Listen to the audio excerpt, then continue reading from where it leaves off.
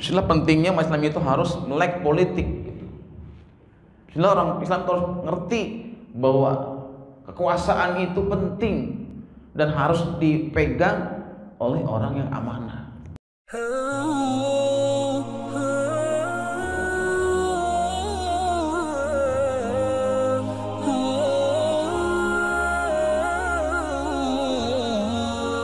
Bismillahirrahmanirrahim. Assalamualaikum warahmatullahi wabarakatuh.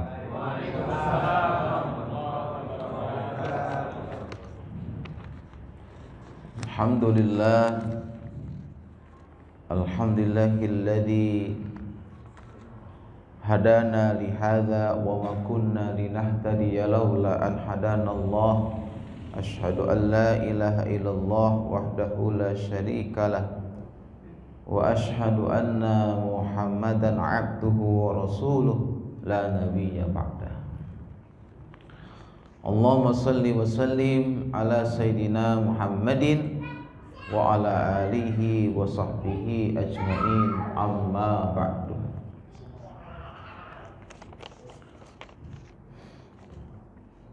Faqala ta'ala fi kitabihil karim, a'udzu billahi minasyaitonir rajim, ya ayyuhalladzina amanu taqullaha wa kunu ma'as shadiqin.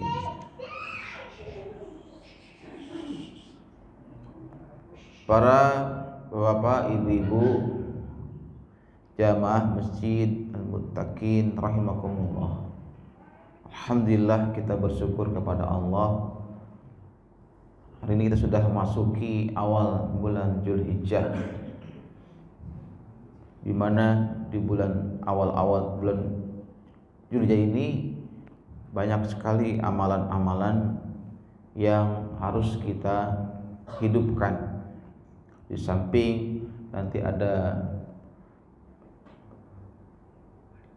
pemotongan hewan kurban, juga nanti kita laksanakan saum tarawih dan saum Arafah.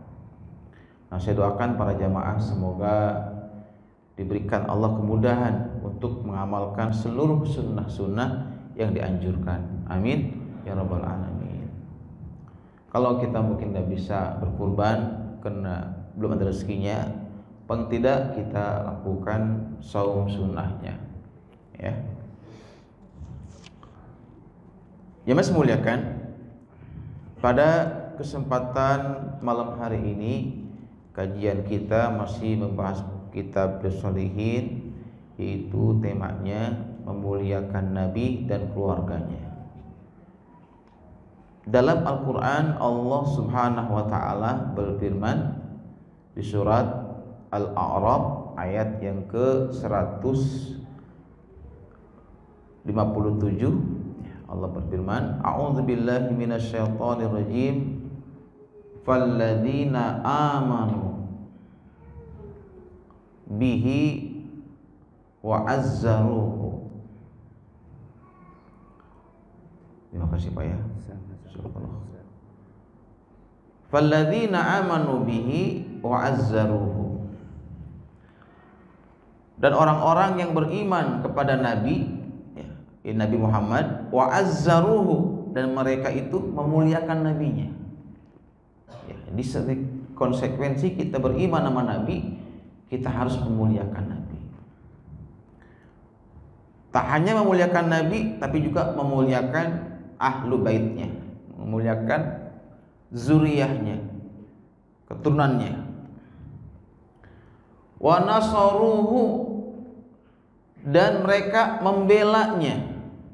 Membela Nabi itu wajib hukumnya. Di sebagai bentuk kita cinta sama Nabi, sayang sama Nabi, kita harus bela Nabi di saat Nabi itu dihina, dinista oleh orang lain. Maka kalau ada orang beriman, ngaku beriman sama Nabi, ngaku umat Nabi Muhammad, tapi Nabinya dihina, didiam saja, itu dipertanyakan keimanannya.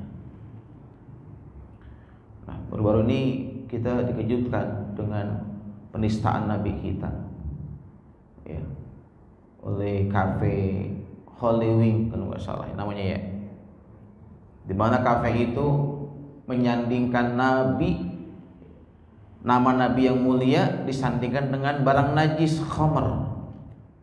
Ya. Bikin iklan gratis minum khamr di kafe Holy tiap hari Kamis bagi yang namanya Muhammad. Coba itu sebuah penistaan. Ya.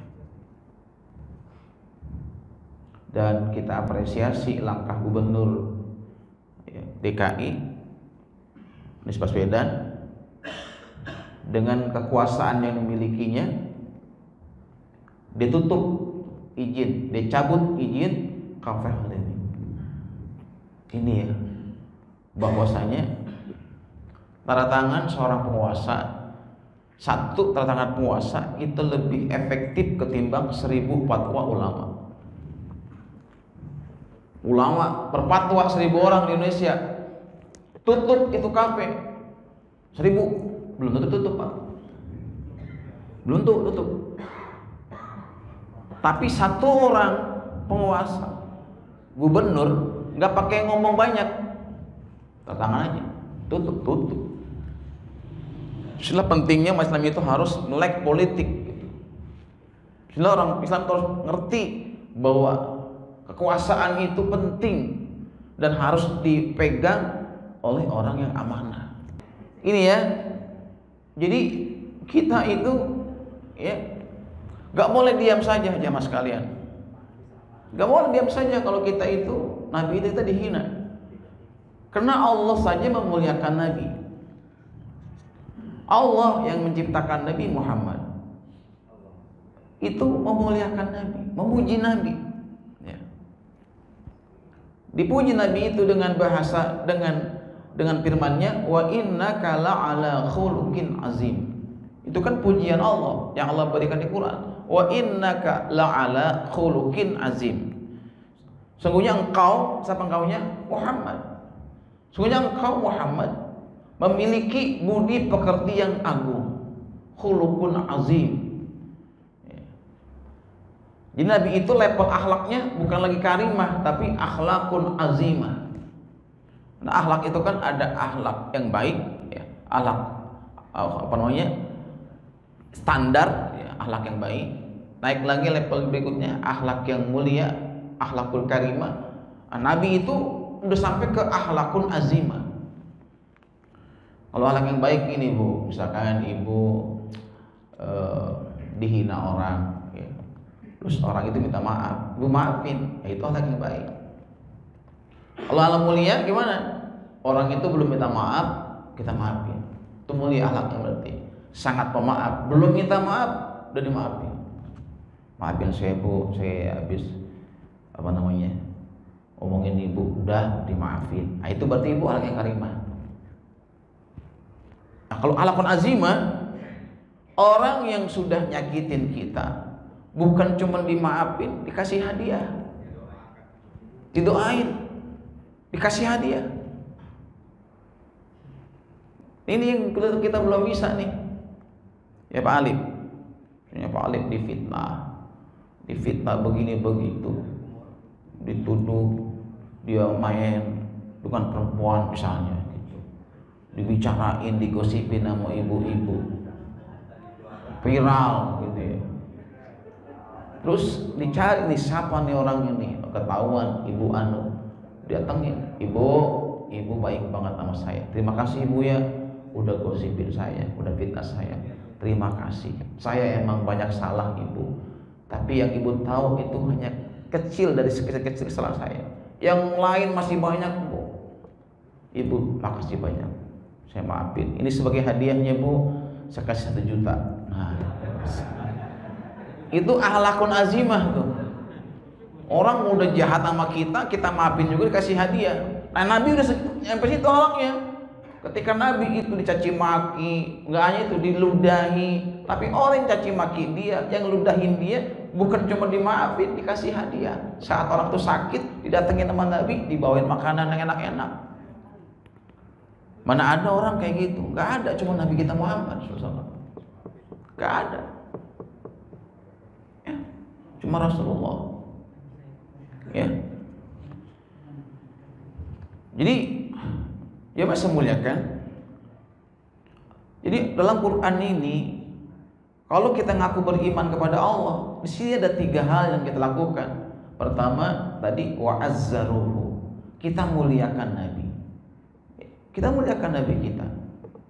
Wa nasaruhu, dan kita bela Nabi kita.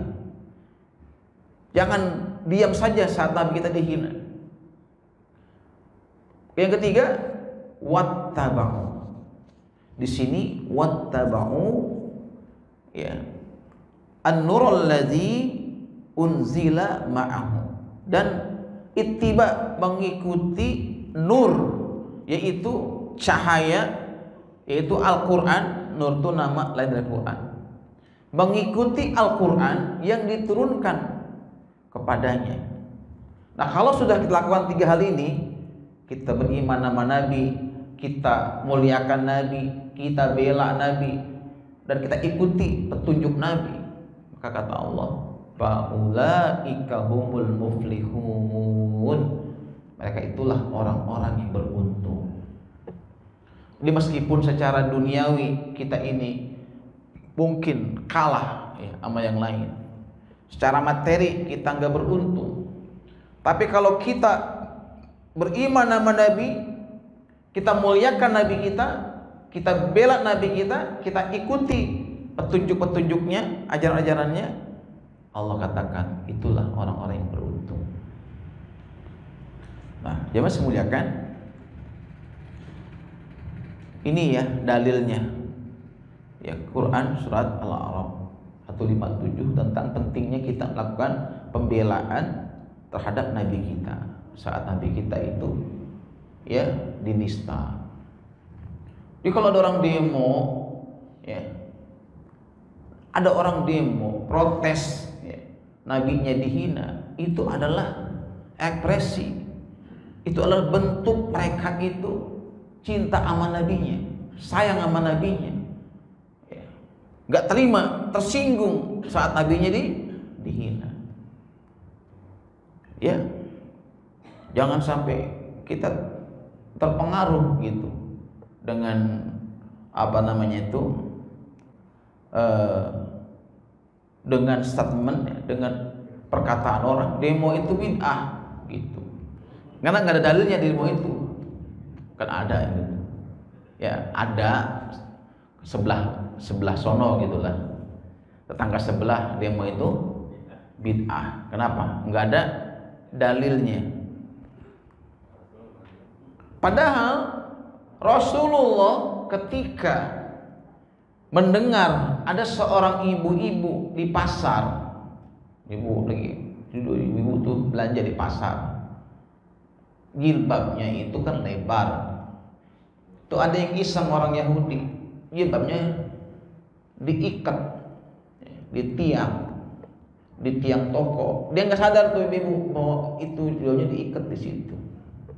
Selesai belanja, dia pergi aja, nggak tahu nyangkut, kebuka ya jilbabnya, rambutnya kelihatan. Ya, peristiwa ini diadukan sama Nabi, maka Nabi kirim sahabat untuk aksi, untuk mencari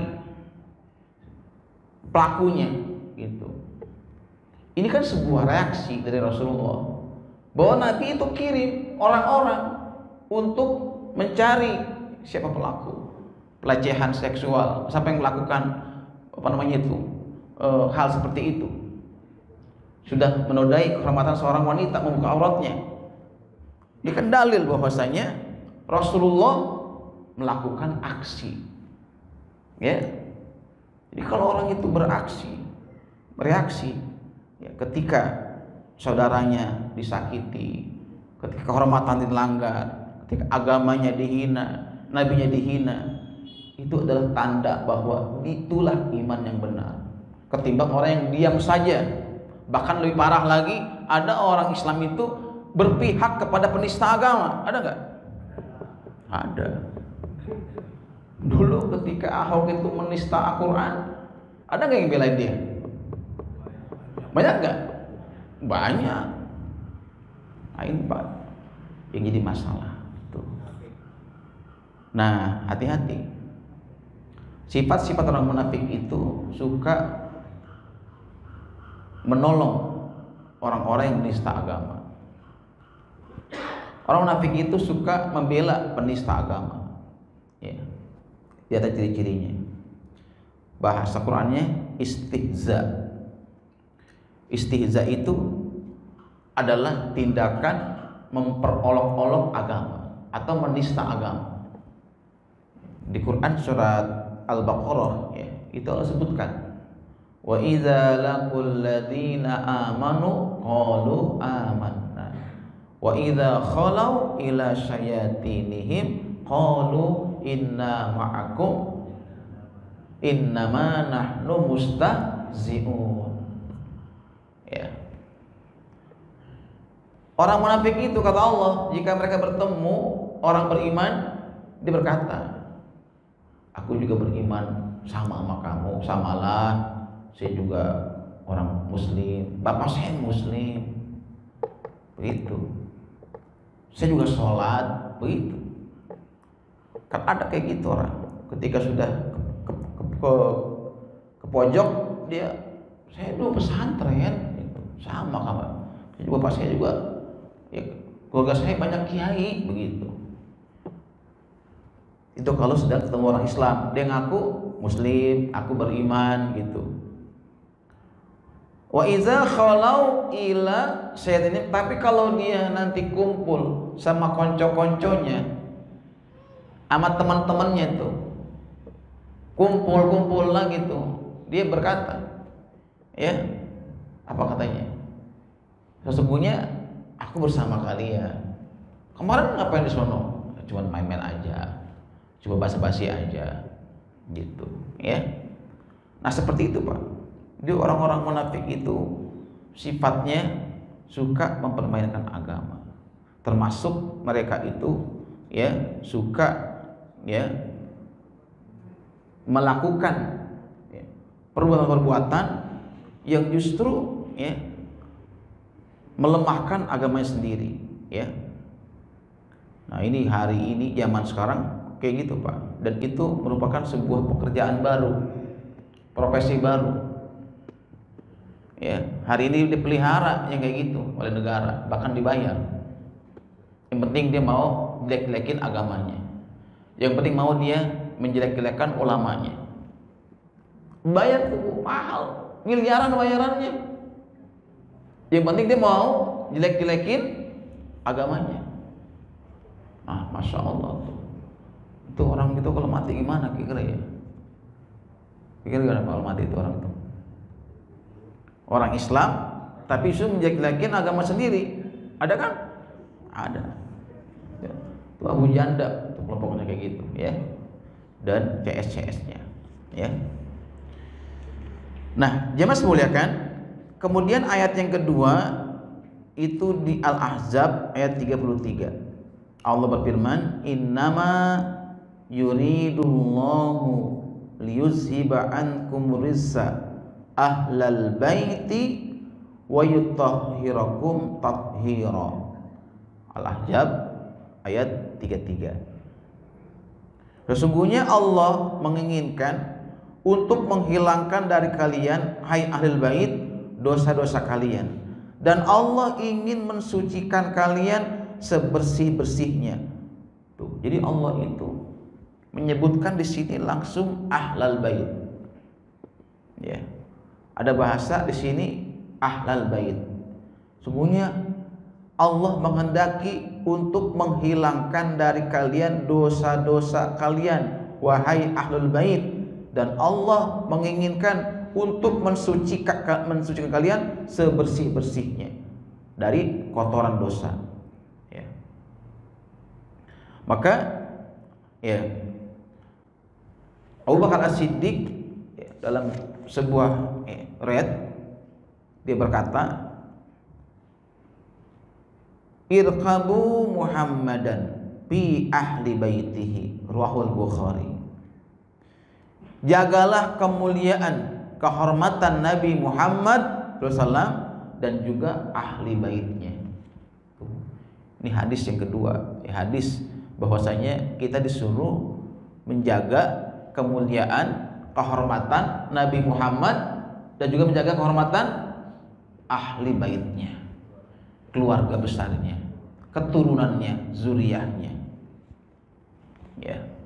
Dan hari ini kita saksikan orang-orang yang menghina Nabi itu banyak yang matinya mengenaskan. Belum lama kan viral tuh ya videonya di Swedia kalau nggak salah ya. Penghina Nabi kena sudah terancam itu nyawanya, kemana-mana dikawal polisi 24 jam polisi mengawal dia karena dia terancam nyawanya. Dan tahu gak matinya gimana? Matinya itu saat dia lagi dikawal sama polisi, satu mobilnya menabrak mobil kontainer, ringsek, dia terjepit dan mobilnya kebakar. Akhirnya meninggalnya dia terjepit dan terbakar sama polisi yang awalnya. Masya Allah tuh, sempurna tuh ya. Nah itu bukan kebetulan, itu bukan kebetulan. Allah itu nggak rela ketika kekasihnya dihina. Nabi kita bukan kekasihnya Allah, ya. Nabi itu kekasihnya Allah. Dari semua nabi, Rasulullah adalah yang paling dicintainya. Karena beliau adalah imamul anbiya, imamnya para nabi. Ya. Ana Muhammad, kata Rasulullah, aku adalah Muhammad. Wa Ahmad. Nabi namanya dua, ada Muhammad, ada Ahmad. Ya, di Quran disebut namanya ismuhu Ahmad, namanya Ahmad. Ya. Wal mukfi, aku juga adalah orang yang dimuliakan, yang dihormati, kata Nabi.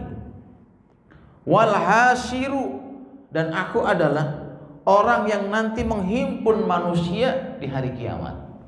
Nanti manusia itu akan dihimpun, dikumpulkan sama Nabi. Untuk apa? Untuk mendapatkan syafaatnya. Ya. Dan Nabi semua kita di hari kiamat, semua orang beriman, semua orang Islam akan mencari Nabi. Kenapa? Karena kita butuh syafaatnya. Karena hanya Rasulullah ketika itu yang berhak memberikan syafaat. Ya. Maka ada orang-orang Islam nanti yang mencari Nabi sudah ya berhari-hari, bertahun-tahun di padang mahsyar, tapi nggak ketemu-temu, nggak ketemu-ketemu.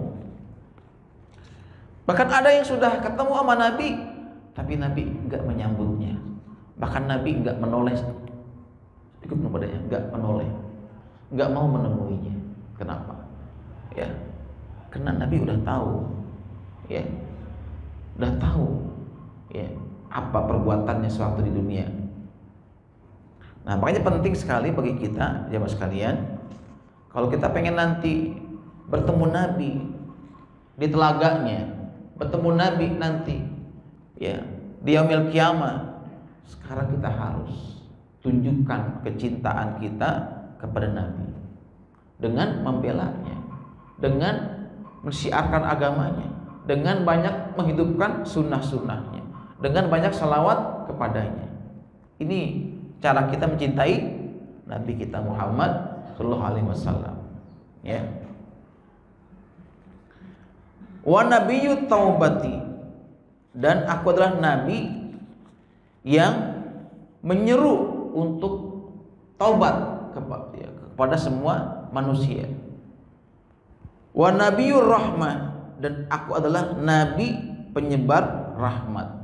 Wa ma arsalnaka illa rahmatan lil alamin, dan kami tidak mengutus engkau Muhammad kecuali sebagai rahmat bagi semesta alam. Di Rasulullah itu bukan hanya rahmat bagi manusia, tapi semesta alam. Ya. Sehingga makhluk-makhluk yang lain pun dengan diputusnya Nabi itu mendapatkan rahmat Allah. Jangankan makhluk, sampai pohon-pohon pun mendapat rahmat Allah. Di Nabi itu ketika Nabi itu kebelet pengen buang air besar, dan zaman dulu kan belum ada WC, betul nggak? Betul. Terus gimana cara Nabi buang air besar? Di saat Nabi sedang safar, nggak ada rumah, nggak ada dinding, Nabi panggil tuh pohon kurma. Tuh pohon kurma bergeser tuh mengelilingi Nabi. Mengelilingi Nabi tuh pohon kurma. Sehingga Nabi nggak terlihat oleh orang bahwa dia sedang buang air, sedang BAB. Tuh Pak, pohon kurma. Bahkan pohon kurma itu menangis, dan tangisannya kedengaran oleh sahabat-sahabat ketika pohon kurma itu nggak lagi disenderkan oleh Rasulullah ketika khutbah. Karena Nabi itu kalau khutbah Jumat waktu itu belum ada mimbar, maka sebagai tempat Nabi bersandar ketika khutbah ada pangkal kurma. Dia seneng tuh pohon kurma dijadikan senderan Nabi, seneng gitu loh, bahagia gitu. Cuman di senderan Nabi udah bahagia tuh pohon kurma. Nah, suatu ketika ada sahabat dari Persia itu yang jago mengukir kayu, tawarkan, ya Rasulullah, maukah aku buatkan mimbar buat engkau? Ini bawa mimbar itu ya udah ada zaman Nabi, karena sahabat tawarkan, wah dibuatkan mimbar buat Nabi khutbah. Nah, ketika mimbar itu ada, ini pun kurma, pangkal kurma, tempat Nabi sandarin itu enggak lagi dibuat sandaran, sehingga menangislah itu pohon kurma. Bayangin tuh, Rasulullah itu ya saking ya dicintai oleh semua makhluk, sampai pohon pun menangis, enggak lagi disandarkan oleh Rasulullah. Ya. Hewan, ya. Ada hewan kurus tuh unta, ya. Kurus tuh unta, Nabi temuin tuh unta menangis di sebuah kebun milik sahabatnya. Maka unta itu menangis mengadu sama Nabi, ya. Nabi mendengarkan keluhannya, mendengarkan keluh kesahnya itu unta, ya, bahwa dia mendapatkan beban pekerjaan yang begitu banyak, tapi jatah makannya sedikit, nggak seimbang gitu. Kerjanya banyak, makannya dikit, sehingga dia kurus. Maka ketika pemilik unta itu datang, Nabi tegur, Nabi nasihati, berbuat baiklah dengan hewanmu, karena kau akan ditanya, dihisab dari kiamat tentang hewan yang kau pelihara. Gitu. Makanya kalau kita punya peliharaan itu, setiap daun yang kita berikan sedekah nilainya, kata Nabi.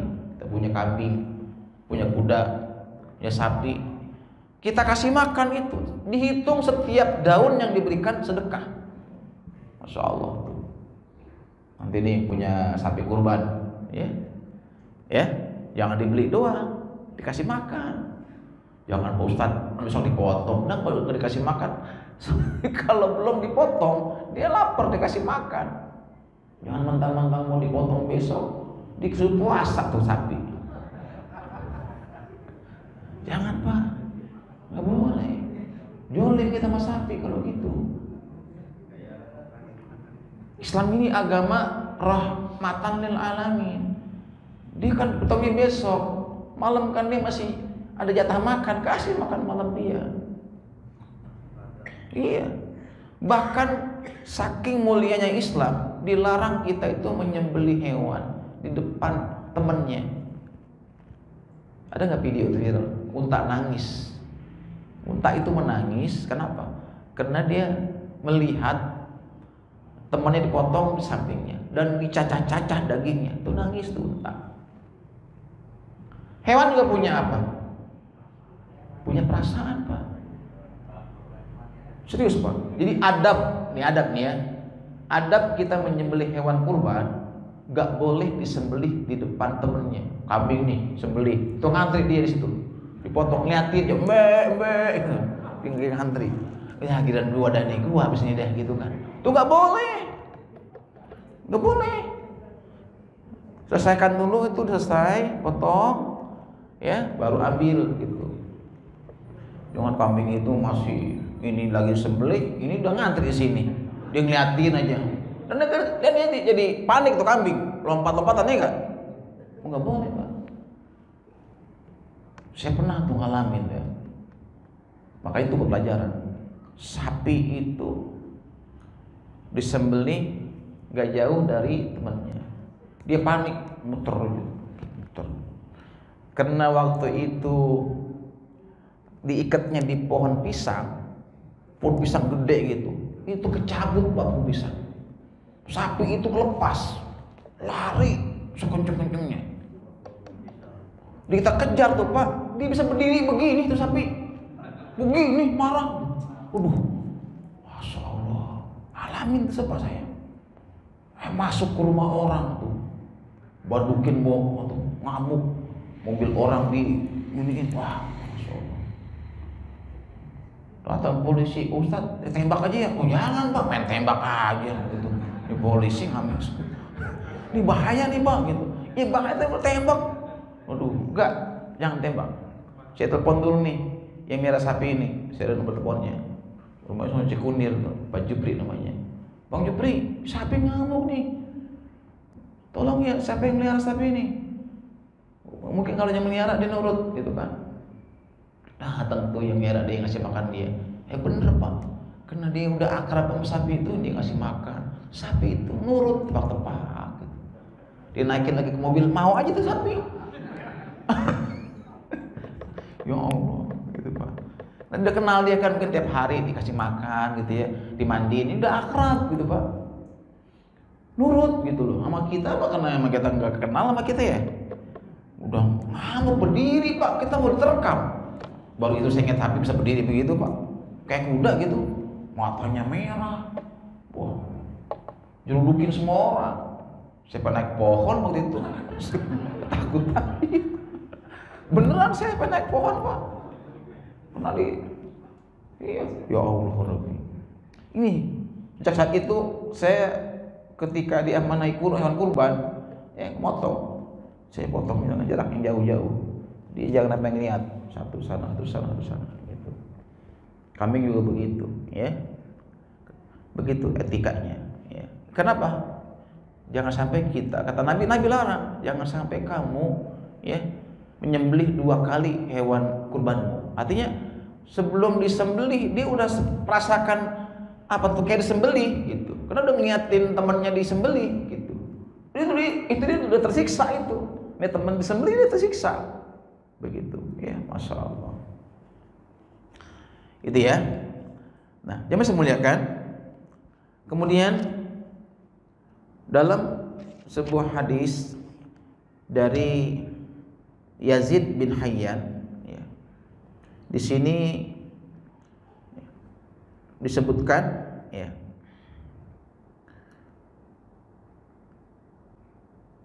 falamma jalasna ilaihi qala lahu Husain laqad laqita ya Zaid khairan katsiran ra'aita Rasulullah wa sami'ta hadisahu wa ghazawta ma'ahu wa shalaita khalfahu laqad laqita ya Zaid khairan. Jadi ada sahabat itu duduk-duduk bersama sahabat Zaid. Zaid ini adalah anak angkat Rasulullah yang namanya diabadikan di Quran. Ini nama sahabat yang sebetulnya namanya Zaid, yang menikah dengan Zainab. Nah, ketika itu Zaid ya diminta ya, sama sahabat untuk cerita. Ya, wahai Zaid, engkau berjumpa dengan Rasulullah. Aku melihat engkau mendapat kebanyakan yang banyak karena engkau pernah melihat Rasulullah. Engkau pernah mendengar hadis-hadisnya, sabda-sabdanya. Wa ghazawta ma'ahu, bahkan engkau pernah berperang bersama Nabi.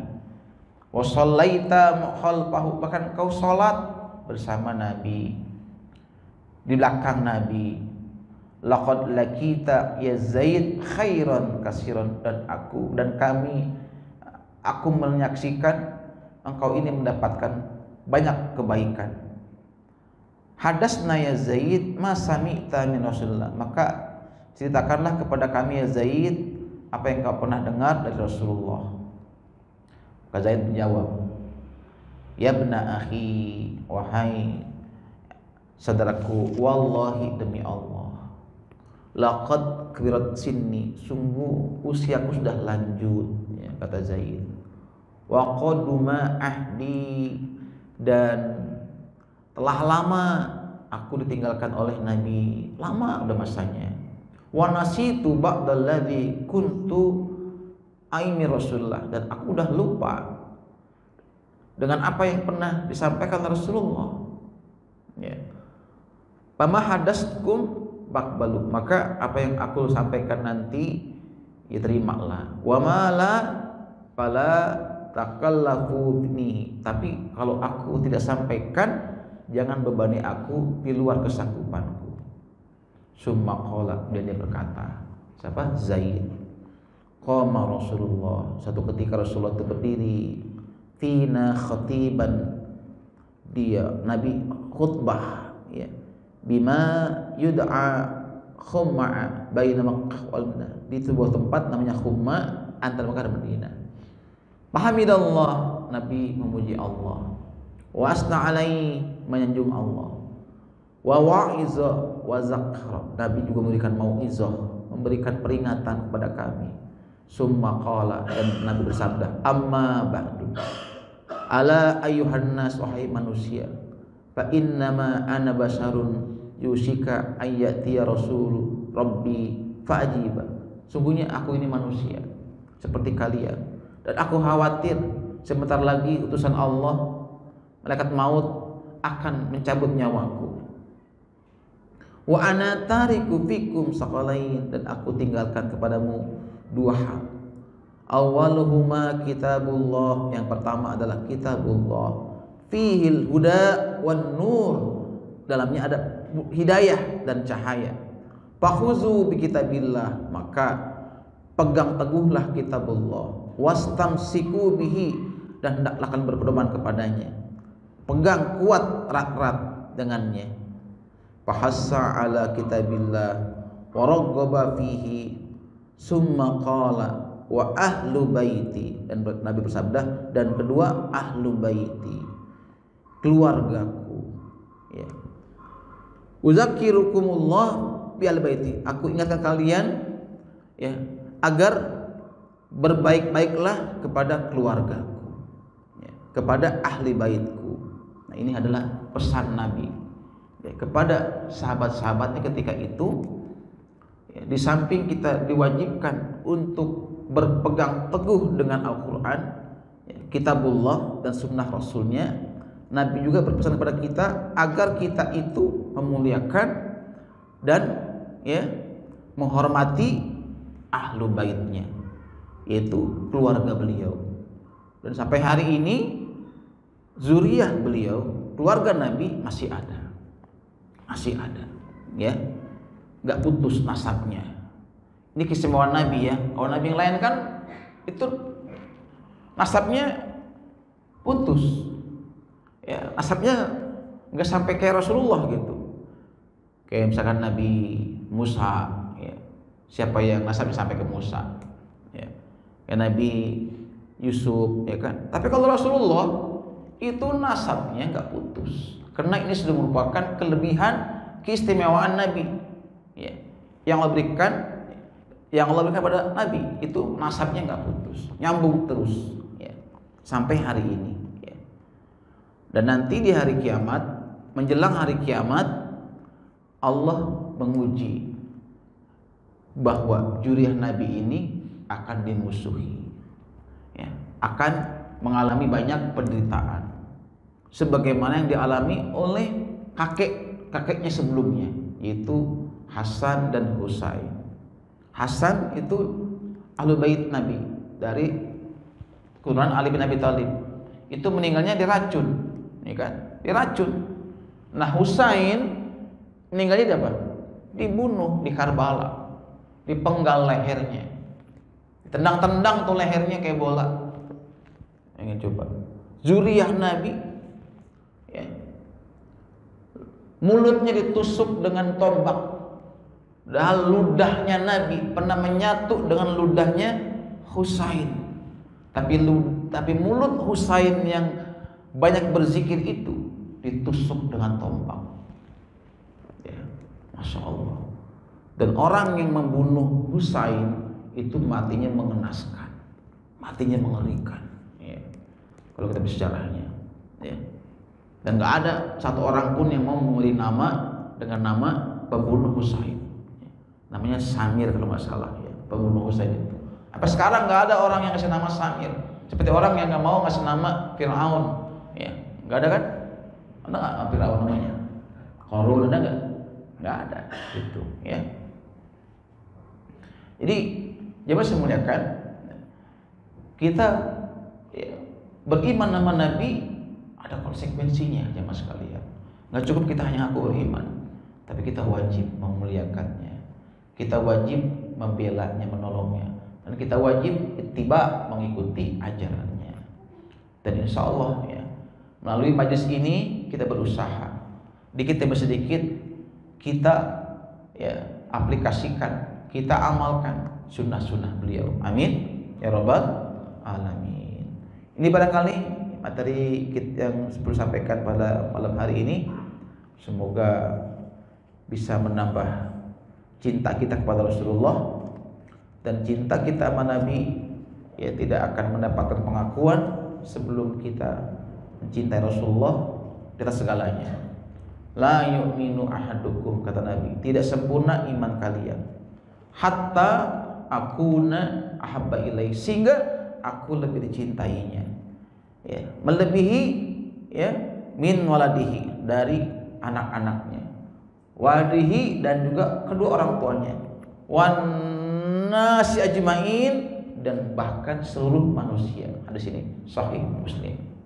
Di kecintaan kita sama Nabi itu melebihi cinta kita kepada anak kita, istri kita, orang tua kita, dan semua manusia. Kita boleh cinta sama istri, sama anak, sama ayah, tapi Nabi adalah yang paling kita cintai. Kenapa? Karena di hari kiamat bapak kita nggak bisa nolongin kita, istri nggak bisa syafaatin kita. Hanya Nabi ketika itu yang akan memberikan syafaat kepada kita. Meskipun orang tua sayang sama kita hari ini, cinta banget sama kita hari ini, di hari kiamat mereka itu nggak bisa nolongin kita, ya. Hanya Rasulullah yang akan nolongin kita.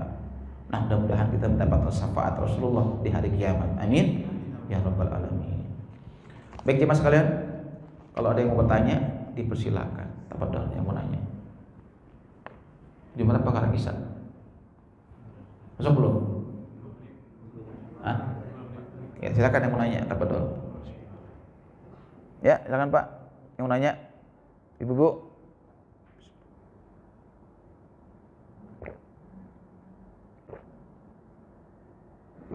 Alhamdulillah.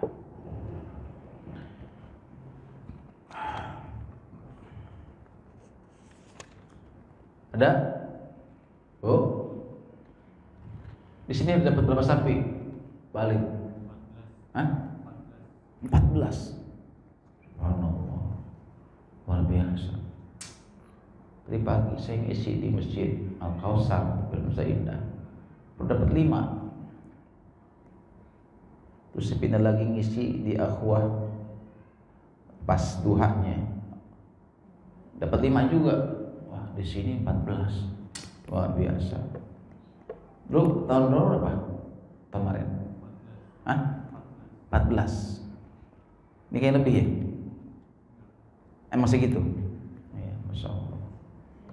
Nah, mudah-mudahan ya, yang berkurban kita doakan semoga Allah terima kurbannya dan Allah ganti kurbannya dengan rezeki yang berlipat ganda. Amin ya rabbal alamin.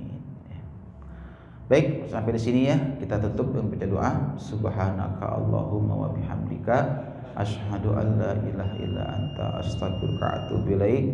Assalamualaikum warahmatullahi wabarakatuh.